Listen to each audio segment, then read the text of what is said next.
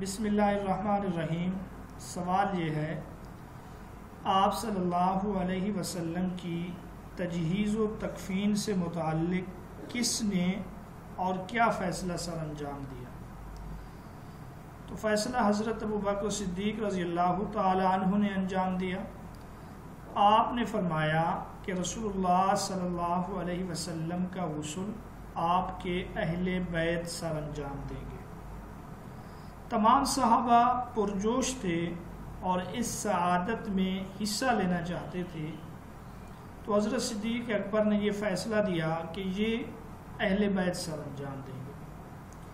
نماز جنازہ کے متعلق آپ رضی اللہ تعالی عنہ نے فرمایا کہ ایک جماعت حجرہ کے اندر داخل ہو اور اللہ کے رسول صلی اللہ علیہ وسلم کے قریب کھڑے ہو کر درود و سلام، دعائیں اور تکبیریں کہیں اور اس کے بعد باہر نکل آئیں، پھر دوسری جماعت جائے۔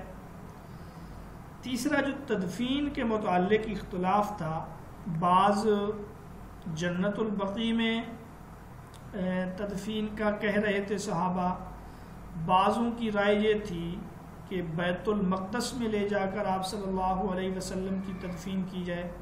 تو حضرت صدیق اکبر نے فرمایا کہ نبی جس جگہ انتقال کرتے ہیں وہیں دفن کیے جاتے ہیں۔ تو یہ حضرت صدیق اکبر رضی اللہ تعالی عنہ کا فیصلہ تھا۔ اس کے بعد اگلا سوال یہ ہے کہ حضرت صدیق اکبر اور حضرت عمر کو اس واقعہ کی اطلاع کس نے دی؟ یہ درمیان میں سوال آ گیا ہے۔ یہ جو ابھی ہم سوال پڑھ رہے ہیں اس کا تعلق وہ ثقیفہ بنی سعدہ کے ساتھ ہے کہ ثقیفہ بنی سعدہ میں جو انصار جمع ہو رہے تھے، تو یہاں مسلمانوں کو دیگر جو مہاجر تھے ان کو اطلاع کس نے دی ہے؟ تو اس کا جواب ہے حضرت مغیرہ بن شعبہ نے۔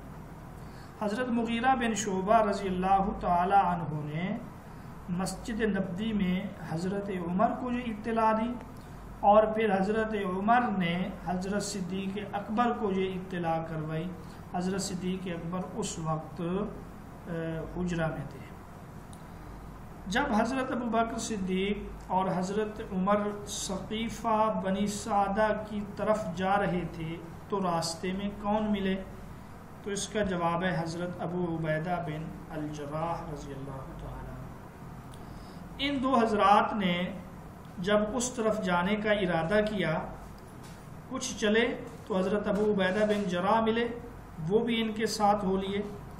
جب یہ تینوں حضرات جا رہے تھے تو راستے میں کن سے ملاقات ہوئی اور انہوں نے کیا کہا؟ یہ جب روانہ ہوئے تو حضرت عاصم بن عدی اور حویم بن سعدہ رضی اللہ تعالی عنہما ان سے ملاقات ہوئی۔ انہوں نے یہ کہا کہ واپس جاؤ اور تم اپنے ارادے میں کامیاب نہیں ہو سکتے۔ وہاں کے جو حالات یا ماحول بنا ہوا تھا یہ دیکھ کر ان دونوں نے یہ کہا، لیکن یہ تینوں صحابی جو تھے یہ آگے وہاں پہنچ گئے۔ اگلا سوال یہ ہے کہ ثقیفہ بنی سعدہ میں انصار یہ کہہ رہے تھے خلافت ان کا حق ہے اور انہیں ملنا چاہیے۔ تو حالانکہ اس وقت تک حضرت صدیق اکبر اور حضرت عمر اور حضرت ابو عبیدہ بھی وہاں پہنچ چکے تھے، لیکن جب حضرت عمر نے بھری مجلس میں کچھ کہنا چاہا تو انہیں کس نے روک دیا تھا؟ تو انہیں حضرت ابو بکر صدیق رضی اللہ تعالی عنہ نے روکا۔ حضرت عمر فرماتے ہیں کہ جب ہم جا رہے تھے تو راستے میں میں نے ایک عمدہ قسم کی تقریر تیار کر لی تھی کہ میں وہاں پہ جا کر گفتگو کروں گا، اور جب ہم وہاں پہنچے میں نے گفتگو کا ارادہ کیا تو حضرت ابو بکر صدیق نے مجھے روک دیا، اور واللہ جو انہوں نے گفتگو کی اور تقریر کی وہ سب کچھ کہا جو میرے دل میں تھا، اور اس سے بہتر انہوں نے کہا جو میں کہنا چاہتا تھا۔ اگلا سوال یہ ہے ثقیفہ بنی سعدہ میں حضرت ابو بکر صدیق نے خلافت کے متعلق جو فیصلہ کن بات کہی تھی اسے ایک جملے میں بتائیے۔ حضرت صدیق اکبر رضی اللہ تعالی عنہ نے وہاں ایک خطبہ دیا، ان کی تقریر کا جو خلاصہ تھا، اچھا ان کی یہ حضرت صدیق اکبر کی جو تقریر ہے یہ انصاریوں کے تقریر کے بعد ہے۔ تو انصار نے وہاں فضائل بیان کیے اپنے کہ تمہیں دین میں سبقت حاصل ہے، دین کے دشمنوں سے تم نے جہاد کیا، اور اب خلافت جو ہے تمہارا حق ہے۔ تو اس پر حضرت صدیق اکبر نے فرمایا کہ انصاری بھائیو، تم نے جو اپنی فضیلت اور بزرگی بیان کی وہ سب درست ہے، تم نے رسول اللہ صلی اللہ علیہ وسلم کو ٹھکانہ بھی دیا، مہاجرین کو جگہ بھی دی جب انہیں گھر سے نکال دیا گیا، اور تم بے شک اس کے سزاوار ہو یعنی حقدار ہو، مگر خلافت قریش کے سوا کسی اور قبیلے کے لیے نہیں ہو سکتی، کیونکہ قریش جو ہے وہ عذرو نسب اور خاندان تمام عرب قبائل سے بڑھ کر ہیں۔ اب جب قریش میں سے کوئی خلیفہ بن جائے تو دیگر لوگوں کے لیے اس کو قبول کرنا آسان ہوگا، لیکن قریش کے علاوہ کسی اور قبیلے کا بن جائے تو پھر قبائل کا آپس میں اختلاف ہوگا، ایک قبیلہ کہے گا کہ ہمارے قبیلے سے کیوں نہیں بنا، دوسرا کہے گا ہم سے کیوں نہیں بنا۔ تو آپ نے فرمایا میں یہ چاہتا ہوں کہ تم ان دو آدمیوں میں سے کسی ایک کی بیعت کر لو جسے تم چاہو، پھر اس کے بعد جو ہے آپ نے حضرت ابو عبیدہ بن جراح اور حضرت عمر رضی اللہ تعالیٰ عنہ ان دونوں کی طرف اشارہ کیا۔ اچھا جی، حضرت عمر کہتے ہیں کہ مجھے حضرت ابو بکر کی کوئی بات بھی اتنی ناپسندیدہ معلوم نہ ہوئی جتنی یہ بات، یعنی حضرت ابو بکر کا میری طرف اشارہ کر کے کہنا کہ ان کو خلیفہ بنا لو، مجھے یہ بات بہت ناگوار گزری۔ خدا کی قسم اگر مجھے آ کر میری گردن مار دیں تو درا حال ہے کہ میں کسی گناہ میں ملوث بھی نہ ہوں، مجھے اس سے زیادہ پسند تھا کہ میں ان لوگوں کی سرداری کروں جن میں ابو بکر موجود ہے، یعنی بغیر گناہ کے میرا سر اڑا دیا جائے، مجھے یہ قابل قبول ہے، یہ پسند نہیں کہ میں ابو بکر کے ہوتے ہوئے کسی کی سرداری کروں۔ اور آپ نے فرمایا خلیفہ بننے کے بعد کہ میرا اب تک بھی یہی خیال ہے، اور یہ اور بات ہے کہ مرتے وقت میرا نفس مجھے بہکا دے، میں کوئی دوسرا خیال کروں جو اب نہیں کرتا، وہ الگ بات ہے، اللہ کو معلوم، لیکن اب تک میرا یہی خیال ہے۔ اگلا سوال یہ ہے کس انصاری نے زبردستی خلافت سنبھالنے کا مشورہ دیا؟ تو اس کا جواب ہے حضرت حباب بن منذر رضی اللہ تعالی عنہ۔ انہوں نے جو ہے انصار کو یہ مشورہ دیا کہ تم زبردستی خلافت جو ہے سنبھال لو، اور جو اس مقابلے میں آئے تو اس کے ساتھ تم مقابلہ کرو۔ یہ ان کی ایک رائے تھی۔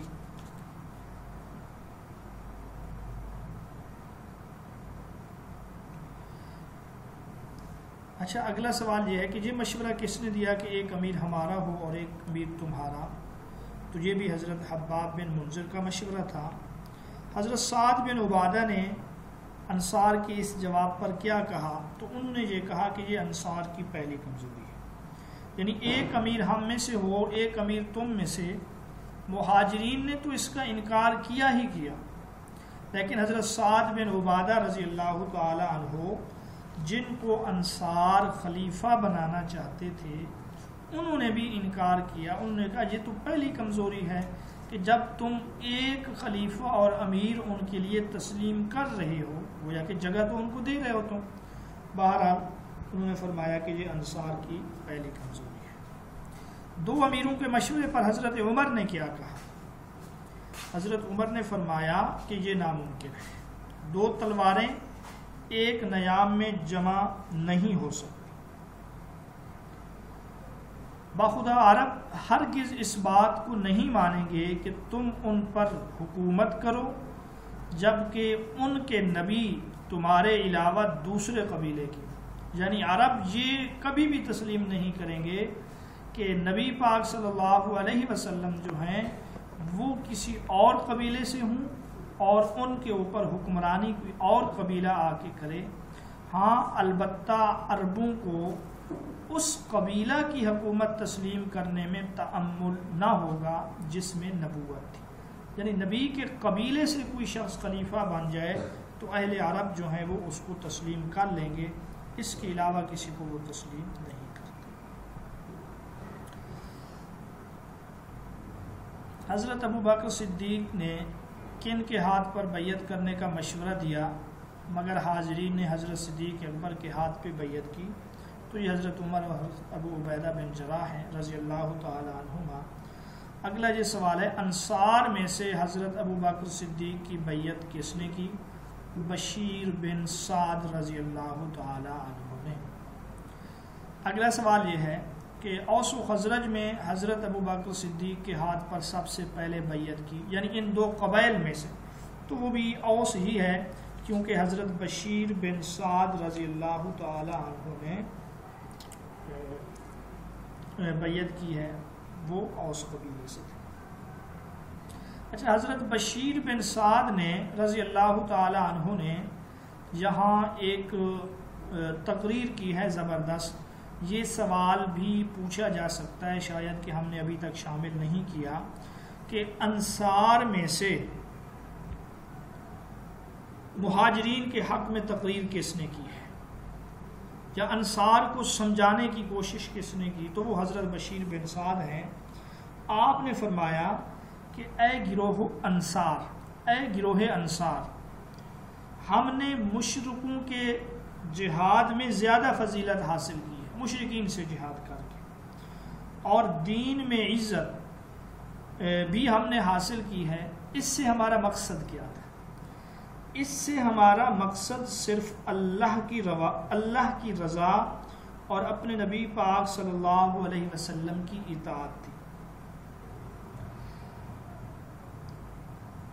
اب ہمارے لیے یہ مناسب نہیں کہ ہم اس کو دوسرے آدمیوں کے حقوق میں دست اندازی کا ذریعہ بنائیں، نہ ہمیں اس کے عوض دنیا کی جاہ و جلال کی طلب ہے۔ اللہ تعالی ہم کو اس کا جزا دے گا۔ اور آپ نے فرمایا کہ محمد صلی اللہ علیہ وسلم قریشی تھے، ان کی قوم ان کی جان نشینی کی سب سے زیادہ مستحق اور اہل ہیں۔ تو یہ تقریر کی حضرت بشیر بن سعد رضی اللہ تعالی عنہ نے، جس کی وجہ سے انصار بھی بیعت کرنے پہ پھر راضی ہو گئے۔ اگلا سوال یہ ہے، حضرت صدیق اکبر کے ہاتھ پہ بیعت نہ کرنے والے اس انصاری بزرگ کا نام بتائیے جنہوں نے آپ کی وفات تک بھی آپ کی بیعت نہیں کی۔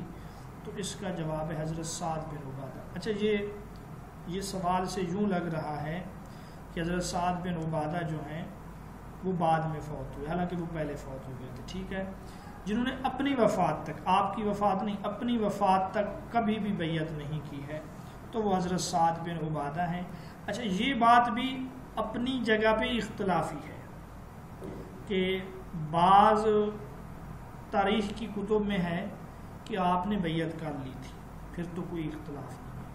جہاں یہ سوال امتحانی نقطہ نظر سے آپ کے سامنے رکھا گیا ہے کہ اگر آ جائے کہ کس صحابی نے بیعت نہیں کی تو وہ حضرت سعد بن عبادہ رضی اللہ تعالی عنہ ہیں، انہوں نے آپ کی بیعت نہیں کی۔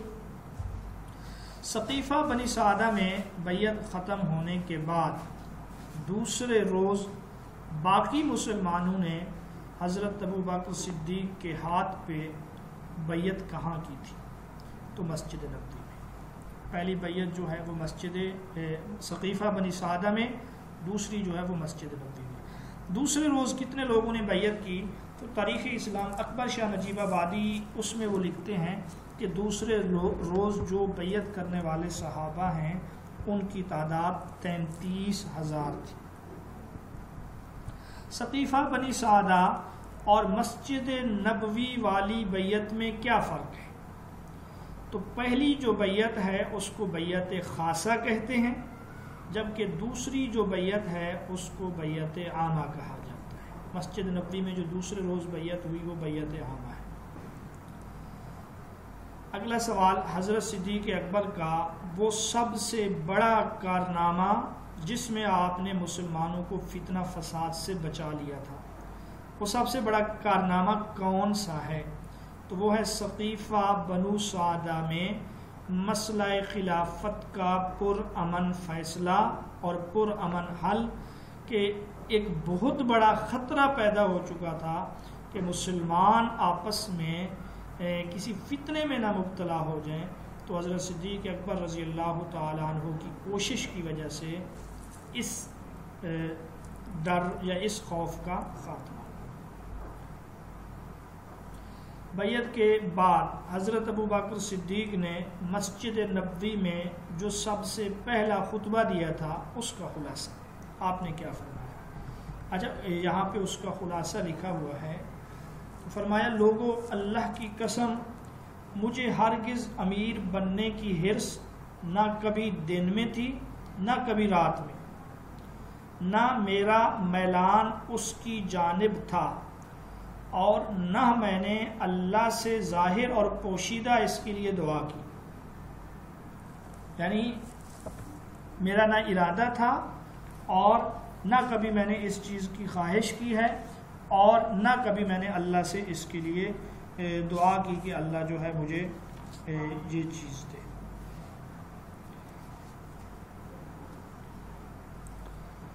البتہ مجھے خوف طاری ہوا کہ کوئی فتنہ نہ اٹھ کھڑا، اسی لیے میں نے اس چیز کو قبول کیا۔